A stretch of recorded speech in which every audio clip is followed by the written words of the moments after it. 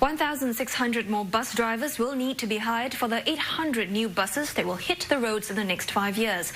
And the Transport Minister says the government will not micromanage pay or employment terms.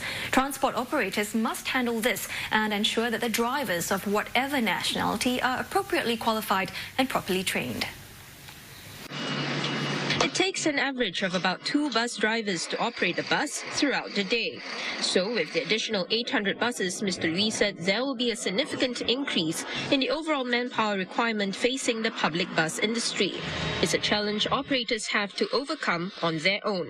The public bus operators will also have to compete with other companies that similarly have to target locals in the face of a reduction in the intake of foreign labour.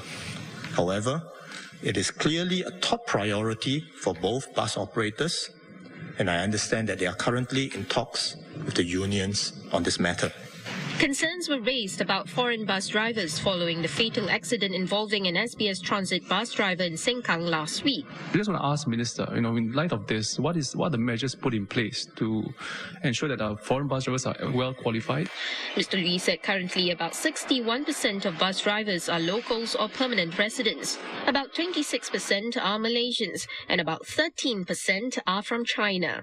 He said training of drivers must go beyond equipping them with skills for the job. Preparing them for life in Singapore, which may be very different from what they are accustomed to in the past. Okay? And hence part of the training program is to make sure that we infuse with them the responsibility that they carry when they drive a vehicle like a bus, and to make sure that they pay stringent attention to road conditions. There were also concerns over bus drivers working long hours and if a review of working conditions is needed to enhance public safety. Mr. Lui said he believes the ratio of 2 drivers to operate each bus is adequate. He said what's important is to emphasize safety and ensure drivers are properly trained.